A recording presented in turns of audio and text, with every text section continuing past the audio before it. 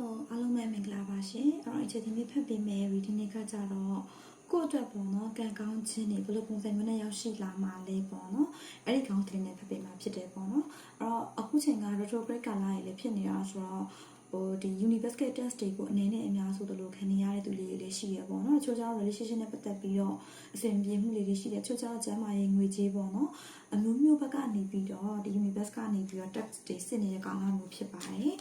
အဲ့တော့ကံကောင်းခြင်းတွေပေါ့နော်ဘယ်လိုပုံစံမျိုးနဲ့ရောက်ရှိလာမလဲအဲ့ဒါခေါင်းစဉ်လေးနဲ့အခြေကြည့်ပေးမှာဖြစ်ပါတယ်အဲ့တော့ဟုတ်ပြီအခုအချိန်မှာကိုယ့်အတွက်ကံကောင်းခြင်းတွေဘယ်လိုပုံစံမျိုးရောက်လာမလဲဆိုတဲ့စိတ်လေးနဲ့မိခွန်းလေးကိုမိထားပြီးတော့အခြေသူရွေးပြီးကက်လေးတွေကိုပေါ့နော်အာရုံပြုထားပြီးတော့ကြည့်လို့ရပါပြီရီးနေကိုစားပြီးတော့ပေါ့နော်အဲ့တော့ဒီမှာဟုတ်ပြီရနော်ဒီမှာအရင်ဆုံးတွေ့တာ7 of ပေါ့နော်အဲ့ဒီကက်ကိုတွေ့တာဖြစ်တဲ့ဒီမှာလေးဒီလားအတိတ်မှာတော့ကအရန်ကိုနာကျင်စရာကောင်းတဲ့အရာတွေစိတ်ဖြစ်မှုအရင်များခဲ့တာကိုတွေ့ရတယ်เนาะကိုယ့်ရဲ့နောက်ကျောကနေပြီးတော့ဒါနဲ့ပရိုတဲ့သူတွေเนาะမိတ်ဆွေအတူအယောင်တွေအဲ့လိုပုံစံမျိုးနေလေအများကြီးကြုံတွေ့ခဲ့ရတယ်ဆိုတော့တွေ့ရပေါ့เนาะအဲ့တော့စိတ်ပါဆိုင်ရာမတည်ငြိမ်မှုတွေ balance မဖြစ်မှုတွေတွေ့တယ်ကိုယ့်နောက်ကနေပြီးတော့ကောက်ွယ်ပေးမဲ့ angel လေးတွေရှိတယ်เนาะအဲ့လိုမျိုးရှိတယ်ဆိုတော့ကိုကသိနေတယ်ဆိုလို့ရှိရင်တော့ကိုယ့်ကိုယုံကြည်မှုမရှိရတာမျိုးကဒီလားကံတရားကအနောက်ကနေ supporting ပေးမယ်ဆိုတာမျိုးကိုဘယ်လိုခေါ်လဲ motivation တစ်ခုအနေနဲ့ပဲယုံကြည်လက်ခံထားတာမျိုးတကယ် reality မှာဘယ်သူမှငေါ့မကူနိုင်မှာဘူးဆိုတဲ့စိတ်နဲ့ကိုယ့်ကိုယုံကြည်မှုတွေအရင်ပြောက်ဆုံးနေခဲ့တဲ့အချိန်ကာလလေးလို့ဒီမှာမြင်ရတယ်ပေါ့နော် relationship တေကြောင့်လည်းတော်တော်လေးအသေးကွဲပြီးအလိုလေးဖြစ်နေသူတွေတွေ့တယ်နော်အဆက်တွေရနေတဲ့သူတွေကနေအဆက်တွေချက်ချင်းဖြတ်သွားတာအဆက်တွေရုပ်တရက်ပြတ်သွားတာအဲ့လိုပုံစံမျိုးလေးတွေလည်းကြုံခဲ့ရတဲ့သူတွေလို့ဒီမှာမြင်နေပေါ့နော်အဲ့တော့ကံကောင်းခြင်းတွေကိုဘယ်လိုပုံစံမျိုးနဲ့ရောက်ရှိလာမလဲ okay ကံကောင်းခြင်းတွေကတကယ်ပဲရောက်ရှိလာတော့မယ်ဆိုတာမျိုးကိုပြပါတယ်တချို့တွေတော့ကအရင်ညံလို့ရှိရင်8ရက်အတွင်းမှာဖြစ်မယ်တချို့လေးတွေနည်းနည်းလေးကြာကောင်းကြာမယ်ဆိုရှင်10ပတ်ပေါ့နော်အဲ့လိုမျိုးအချိန်တော်တွင်ဖြစ်လိမ့်မယ်ဒါပေမဲ့ဒီ reading ကိုကြည့်တဲ့သူတွေကကြတော့ကောင်းဖို့ကိုပေါ့နော်ပိုကောင်းတဲ့နေ့ရက်တွေကို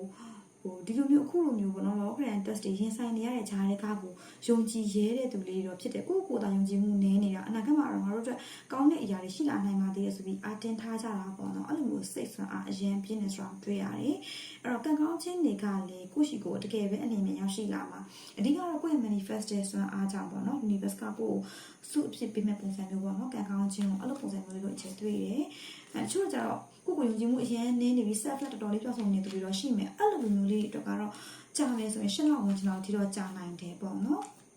်အဲ့လိုမျိုးတော့ရှိမယ်ဒါပေမဲ့ဒီ reading ကိုကြည့်ပြီးသွားတဲ့အခါမှာကိုယ့်ကို motivation ပြန်ထားရမယ်လို့သိသွားတဲ့ဒီအကြံဉာဏ်ကောင်းလေးပေါ့နော်ရသွားတဲ့သူဆိုလို့ရှိရင်တော့ကိုပြန်ပြီး self love အားကောင်းအောင်နေမယ်ဆိုရင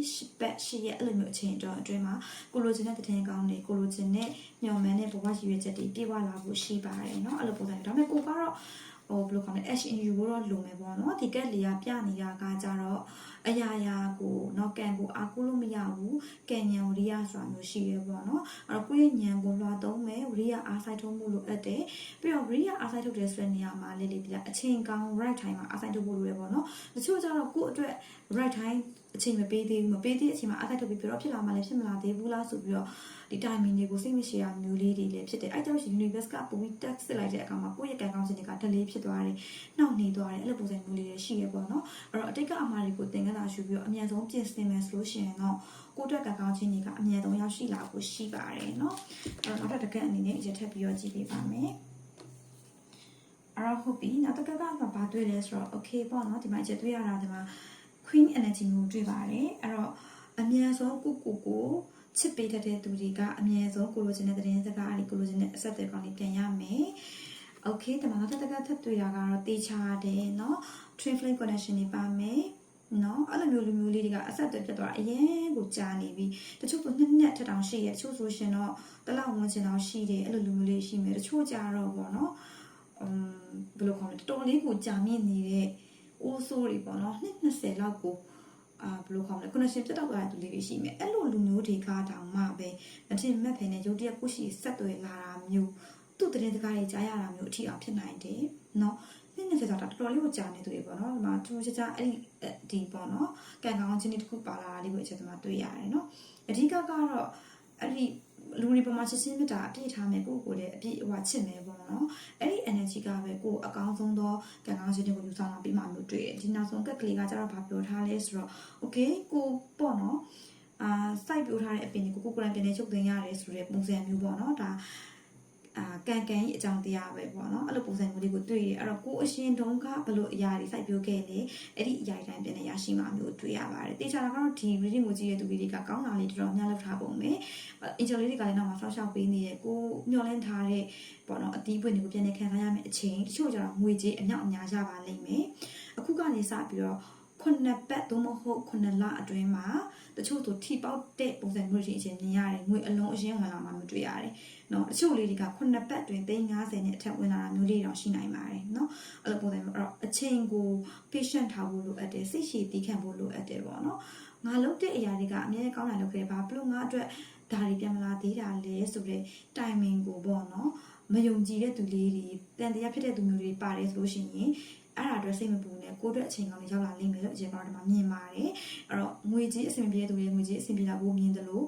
နော်အတိုက်ခိုက်နောက်ရှိတခြားမှာရှင်သန်နေရတဲ့သူတွေကလည်းသူတို့အတွက်ကကောင်းခြင်းနေရတွေရောက်လာမယ် relationship မှာတော့20လောက်ထိကိုပြတ်တောက်သွားတဲ့သူတွေပြန်ဆုံးနိုင်ဖို့တော့တွေ့ပါတယ်နော်အဲ့တော့ကံကောင်းခြင်းလေးတွေကဘယ်လိုပုံစံမျိုးနဲ့ရောက်လာမလဲဆိုရှင်ခုနကအချိန်ပြောခဲ့တဲ့ခန္ဓာလေးတွေမှာကံကောင်းခြင်းလေးတွေက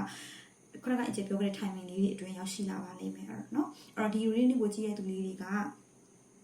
ကံဆိုးမှုကနေပြီးတော့ကံကောင်းမှုကို